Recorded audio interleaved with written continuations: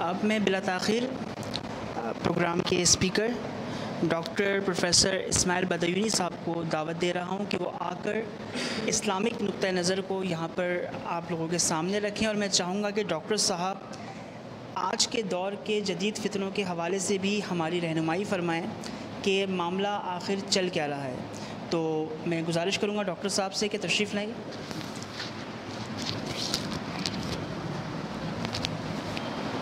نحمدہ ونصلی ونسلم علی رسولہ الکریم، اما بعد فاعوذ باللہ من الشیطان الرجیم، بسم اللہ الرحمن الرحیم۔ ادعو الی السبیل بالحکمہ، صدق اللہ العظیم۔ تمام خوبیاں پروردگار عالم کے لیے جس نے لفظ کن سے کونین کی تخلیق فرمائی۔ درود و سلام کے گلدستے پیش ہیں بارگاہ رسالت مآب صلی اللہ تعالی علیہ وآلہ وسلم کی بارگاہ میں، جہاں سے کائنات کی بقا کے لیے آج بھی رحمت و رضوان کی بارشیں ہو رہی ہیں، اور عقیدتوں اور محبتوں کے پھول نچھاور ہیں صحابہ اکرام اور شہدائے عظام رضوان اللہ تعالی علیہم اجمعین کی بارگاہ میں، جنہوں نے قرنن بعد قرنن اور نسلم بعد نسلن دار و رسن کے پھندوں کو چومتے ہوئے اسلام ہم تک پہنچایا۔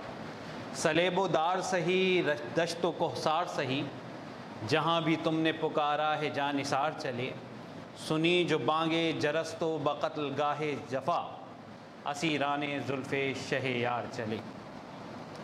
عزیزان محترم، السلام علیکم ورحمۃ اللہ وبرکاتہ۔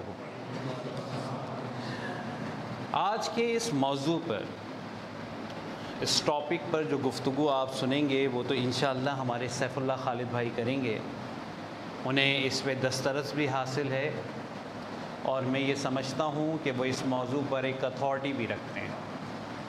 اللہ تعالیٰ ان کی عمر میں برکت عطا فرمائے۔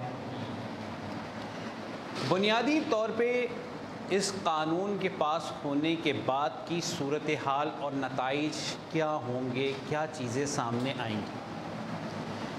دیکھیے، بنیادی طور پہ ایک بات کو سمجھ لیجئے کہ اصل میں جنگ چل کہاں سے رہی؟ جنگ چل کہاں سے رہی ہے؟ امریکہ سے چل رہی ہے، برطانیہ سے چل رہی ہے، یورپ سے چل رہی ہے، مغرب سے چل رہی ہے، مشرق سے چل رہی ہے۔ چل کہاں سے رہی، کب سے چل رہی ہے، کچھ پتہ چلے۔ یہ جنگ اس دن شروع ہوئی تھی جس دن شیطان نے یہ کہا تھا کہ اے اللہ، قال فبما اغویتنی لاقعدن لہم صراطک المستقیم، تو نے مجھے گمراہ کر دیا ہے، میں تیری خلقت کو بہکاؤں گا۔ آدم کی وجہ سے جنت سے نکلا ہوں، اولاد آدم کو جنت میں آنے نہیں دوں گا۔ قرآن نے یہی بیان کیا کہ ہم نے اسے نکال دیا، فخرج فإنک رجیم، نکل جا، تو مردود ہے۔ اسے نکال دیا گیا، اور اس نے مہلت مانگی تا قیامت، اور قیامت تک کے لیے مہلت ہے۔ تو فتنے آتے رہیں گے، اس طرح کے کئی فتنے اور بھی آئیں گے، ماضی میں بھی آئے، آئندہ بھی آئیں گے۔ لیکن اتنی سوجھ بوجھ تو ہمیں ہونی چاہیے نا کہ اس کے نتائج اب کیا آئیں گے۔ کوئی قانون پاس ہو رہا ہے، کیوں ہو رہا ہے؟ چلیں مان لیا کہ مغرب کی وجہ سے ہو رہا ہے، مان لیا کہ کچھ ہرکارے بیٹھے ہوئے ہیں مشرق و مغرب میں شیطان کے، جو ہمیں چاہتے ہیں کہ یہاں سے برگلا کر اسلام سے دور کر دیں، اللہ اور اس کے رسول سے دور کر دیں، اور وہ جو منزل ہے ہماری، یہ تو سنگ میل عبور کر رہے ہیں نا ہم، جو منزل ہے جنت، اس سے ہمیں دور کر دیں۔ اور اسی لیے قرآن نے بیان کیا، یا ایھا الذین آمنوا ادخلوا فی السلم کافہ ولا تتبعوا خطوات الشیطان انہ لکم عدو مبین۔ دیکھو، اسلام میں پورے داخل ہو جاؤ اور شیطان کی پیروی مت کرنا، انہ لکم عدو مبین، تمہارا کھلا دشمن ہے۔ یہ بات بیان کر دی گئی۔ کچھ لوگ اسلام سے بیر رکھتے ہیں۔ دیکھیے، ایک مثال سے سمجھاتا ہوں آپ کو۔ چرواہا جو ہوتا ہے وہ بھیڑ کو بھیڑیے سے بچا لیتا ہے یا نہیں؟ بھیڑیے کو بھگا دیتا ہے۔ بھیڑ شکر گزار ہوتی ہے، بھیڑ ممنون ہوتی ہے چرواہے کی کہ اس نے اس کی زندگی بچا لی چرواہے نے، لیکن بھیڑیے کو شکوہ ہوتا ہے وہ کہتا ہے کہ چرواہے نے اس کا رزق اس سے چھین لیا۔ بالکل ایسے ہی شیطان اور اس کے پیروکاروں کو اسلام سے وہی شکوہ ہے جو بھیڑیے کو چرواہے سے ہے۔ یہاں تک بات آپ کو سمجھ آ گئی؟ اب ایسے ہی بھیڑیے، قرآن نے تو یہ بھی بیان کیا نا کہ بعض انسان جو ہیں وہ چوپایوں سے بدتر ہیں، یہ بیان کیا قرآن نے۔ اس پہ ملحدین بڑا واویلا کرتے ہیں کہ بھائی یہ کیوں کہہ دیا، انسانوں کو چوپایوں سے بدتر کیوں کہہ دیا قرآن نے؟ قرآن نے یہ کہا اور سچ کہا، حق کہا۔ میں نے اس پہ جب یہ کسی زمانے میں ملحدین نے اعتراض کیا تو اس کا جواب دیا۔ اس زمانے میں نیپا کے پل نہیں ہوتا تھا، سگنل لگے ہوئے تھے۔ تو میں نے مثال پیش کی کہ میں گاڑی میں جا رہا تھا، ڈرائیور بیٹھا ہوا تھا آگے، سگنل پہ گاڑی رکی، لیکن ایک لڑکا جو ہے وہ بائک تیز چلاتا ہوا سگنل کو توڑتا ہوا چلا گیا۔ تو میرے ڈرائیور نے کہا کہ بہت جاہل آدمی ہے۔ میں نے کہا تم اسے جاہل کیوں کہہ رہے ہو؟ MBA کر رہا ہے IBA سے، میرا اسٹوڈنٹ ہے، میں جانتا ہوں اس کو۔ اسی دوران اگر آپ نے ایک مشاہدہ کیا ہو تو یا کبھی کیجئے گا، آپ کتے کو کبھی روڈ کراس کرتے ہوئے دیکھیے گا، وہ دیکھ کے روڈ کراس کرے گا کہ سگنلز کو توڑے گا نہیں، وہ دیکھے گا ٹریفک رکا ہوا ہے اب جائے گا وہ۔ تو اگر ایک کتا بھی اتنا سمجھدار ہے تو ڈرائیور نے کہا اگر یہ MBA کا اسٹوڈنٹ ہے تو پھر تو میں یہ کہتا ہوں ڈاکٹر صاحب یہ اس کتے سے بھی بدتر ہے۔ اگر انسان کے بنائے ہوئے قانون کو، سگنلز کا قانون کس نے بنایا ہے؟ انسان نے بنایا نا، اس کو توڑ دے تو دوسرا انسان کہتا ہے یہ جانور سے بدتر ہے۔ تو جو اللہ کے قوانین کو، بنائے ہوئے قوانین کو توڑ دے، کیا وہ جانوروں سے بدتر نہیں ہوگا؟ دیکھیے اس قانون کے اندر جہاں یہ باتیں لائی گئیں کہ کوئی بھی صنف جو ہے، مثال کے طور پر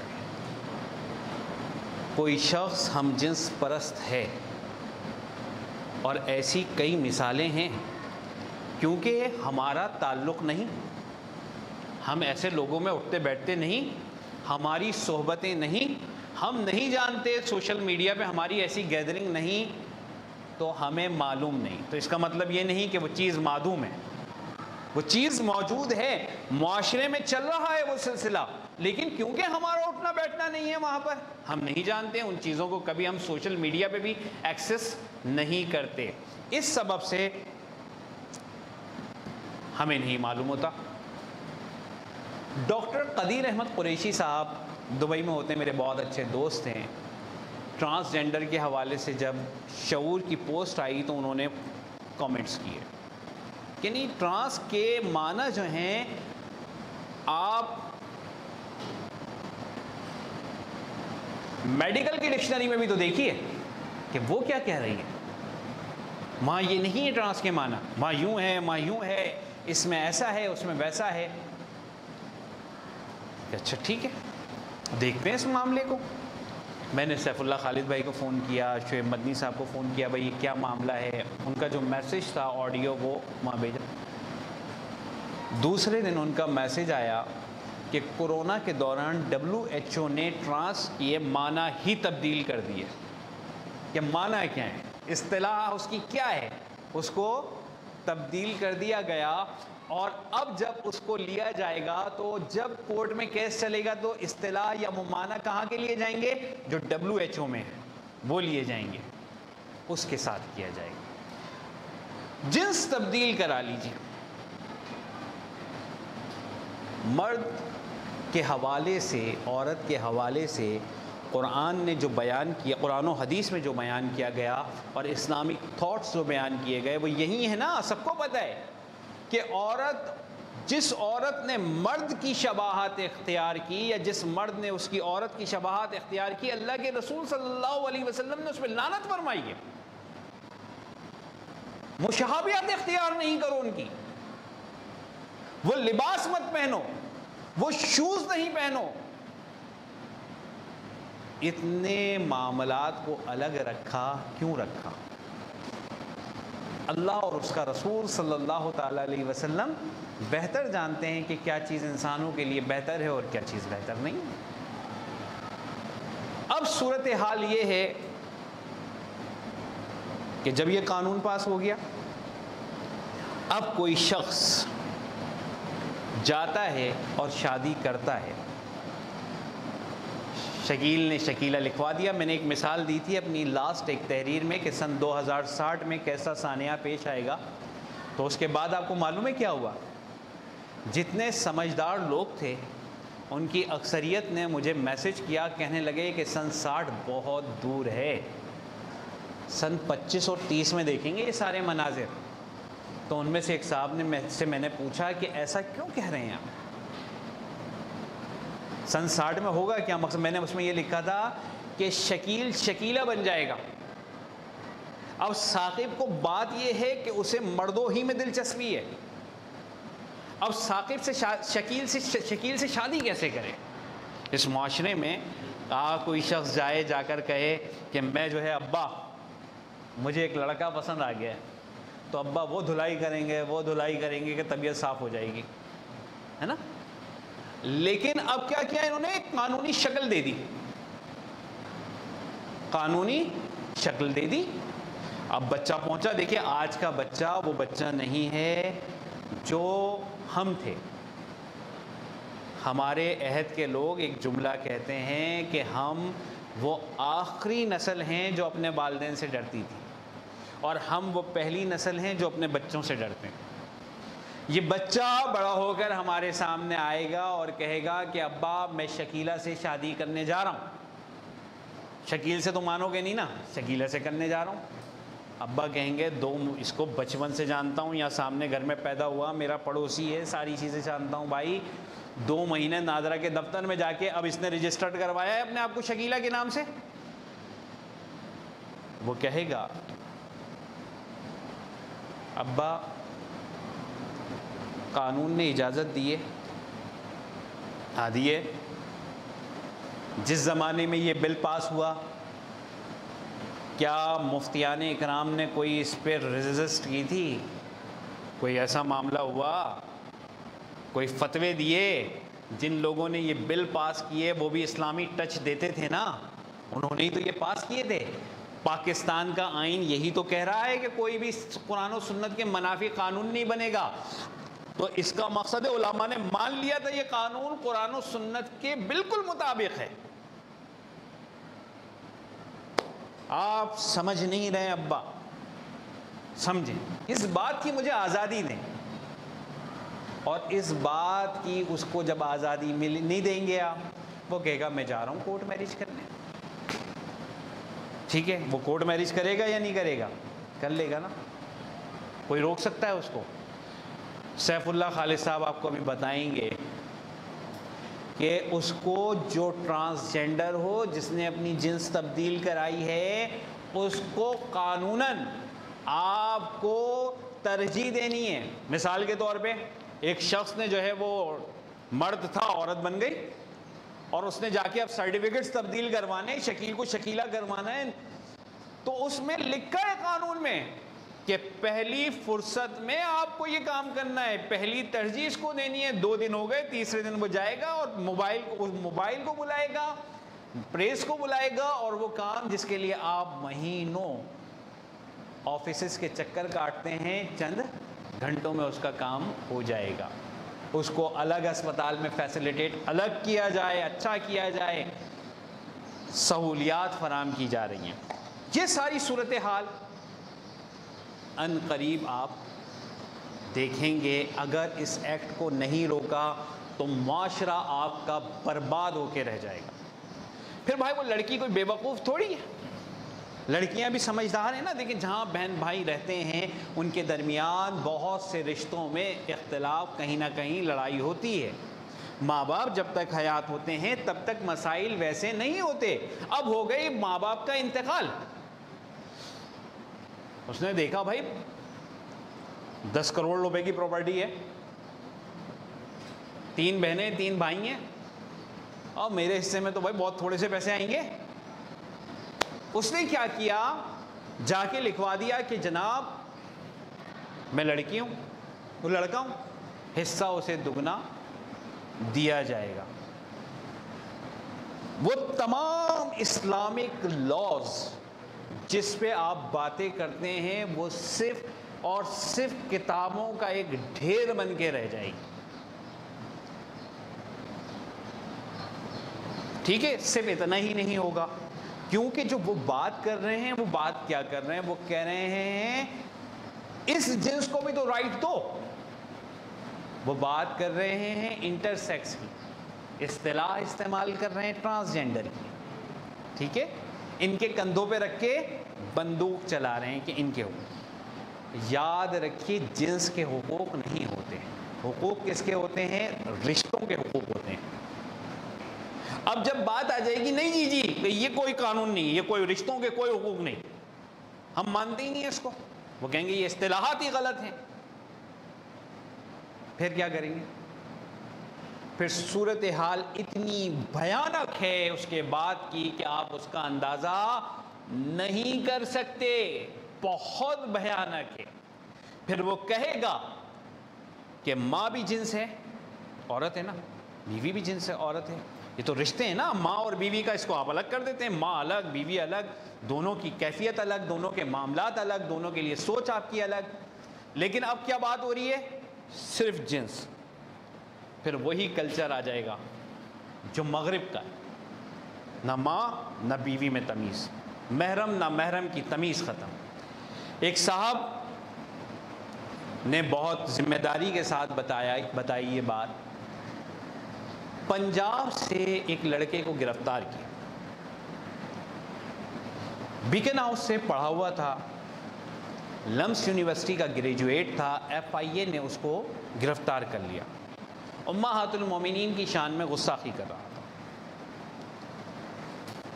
اس کا باپ آیا جاپان سے، پتہ چلا، اس نے پوچھا کہ بھئی اسے کیوں گرفتار کیا ہے؟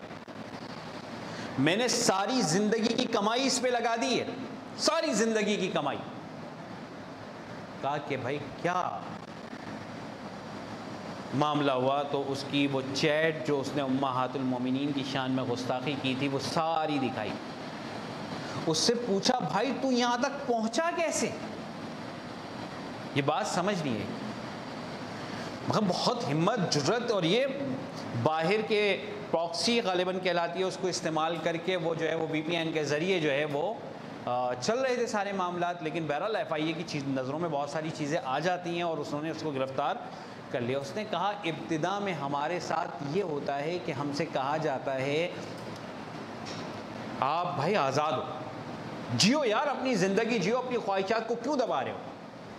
پھر ہم سے کہا جاتا ہے کہ اب اپنے محرم رشتوں کے ساتھ چھیڑ چھاڑ کرو، اور آپ کو سوشل میڈیا پہ ایسی پوسٹیں مل جائیں گی کہ جہاں پہ یہ بتایا جا رہا ہے کہ آپ یہ بتائیے اگر آپ کو اپنے محرم رشتوں کے ساتھ چھیڑ چھاڑ میں کوئی پرابلم ہے تو ہم آپ کو بتاتے ہیں طریقے کیا ہیں اس کے۔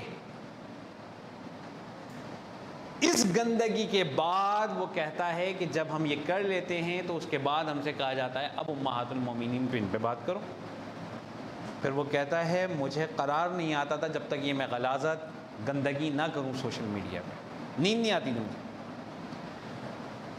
یہ حال پہ ہمیں پہنچا دیا جائے گا، پہنچا دیا گیا ہے، مگر آپ کے علم میں نہیں ہے، ہمارے علم میں نہیں ہے بہت ساری باتیں، لیکن یہاں تک معاملات چل رہے ہیں۔ رائے عامہ کو کیسے ہموار کیا گیا؟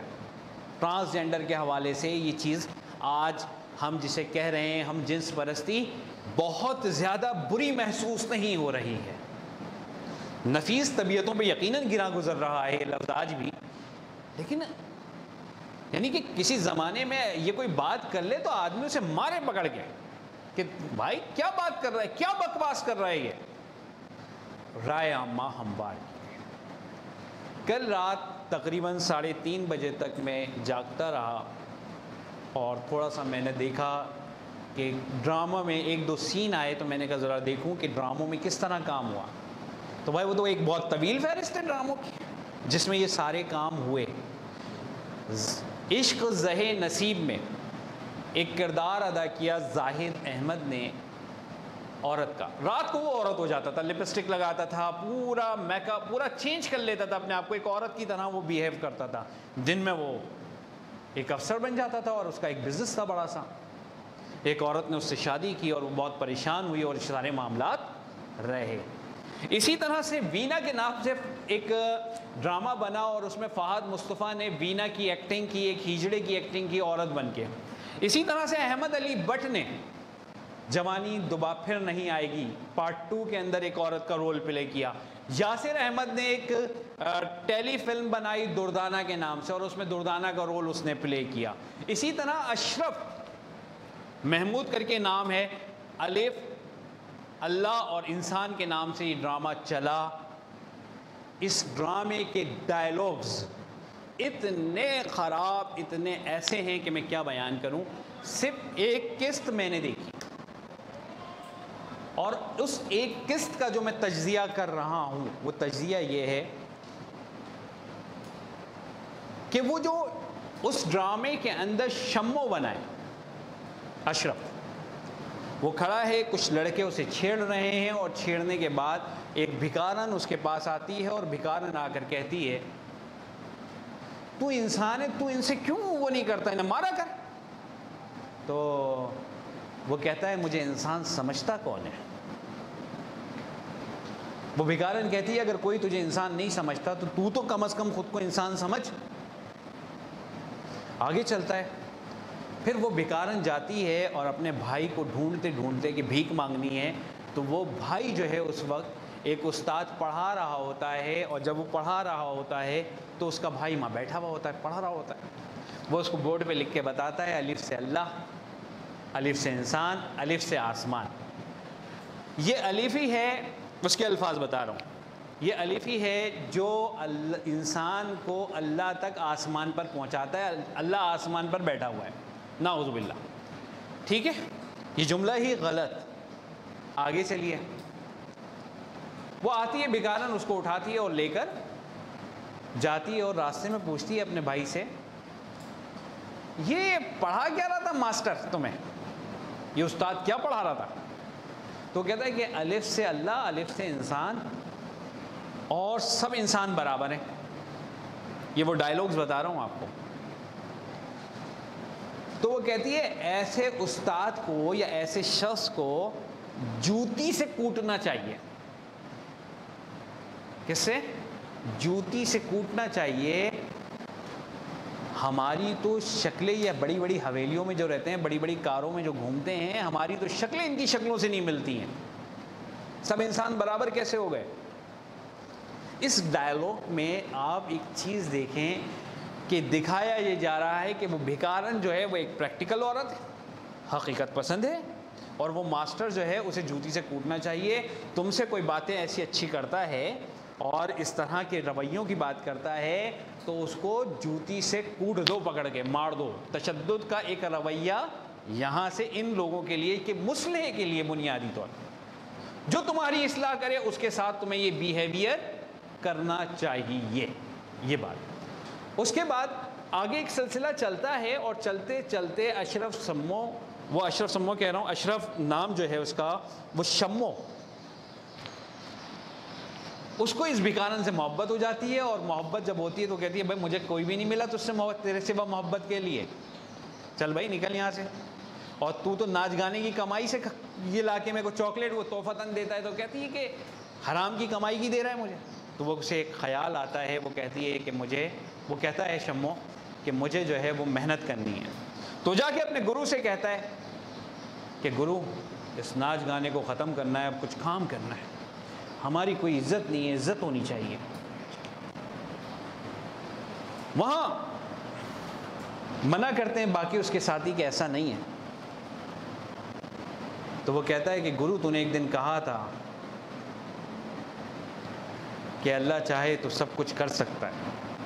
تو ایک اور ہیجڑا وہاں بیٹھا ہے, وہ کیا کہتا ہے, وہ کہتا ہے کہ تیرا اللہ جو ہے نا قرآن میں صرف مردوں کی بات کرتا ہے یا عورتوں کی بات کرتا ہے, ہماری باتیں نہیں کرتا.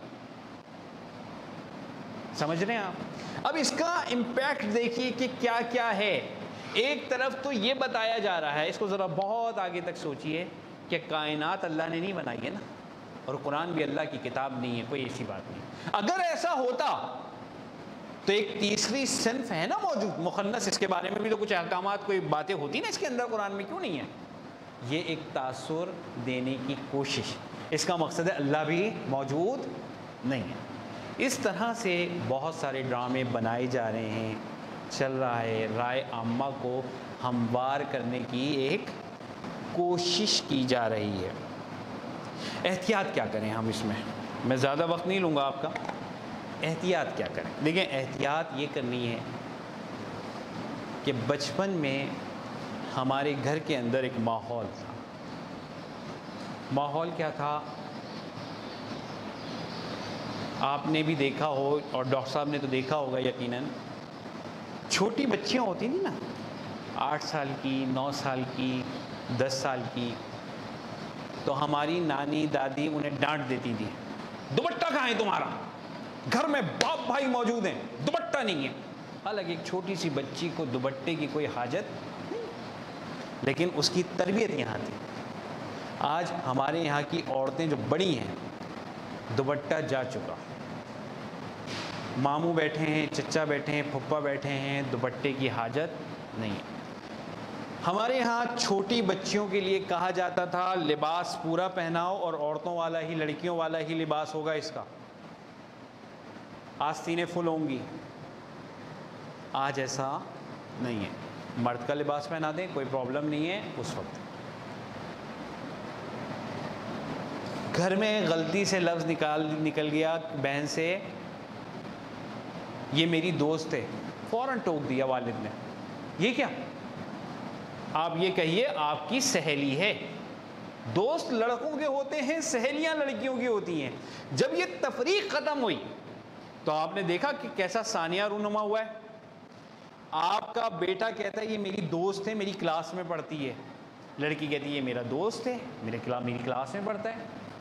آپ نتائج سے بے خبر ہو کر جب اصطلاحات کو اپنے معاشرے میں نافذ کرتے رہے، ان اصطلاحات کو جو یورپ کی تھیں، مغرب کی تھیں، جب آپ کی سوسائٹی میں آ گئی تو نتائج بہت خراب ہوئے اور ہوں گے۔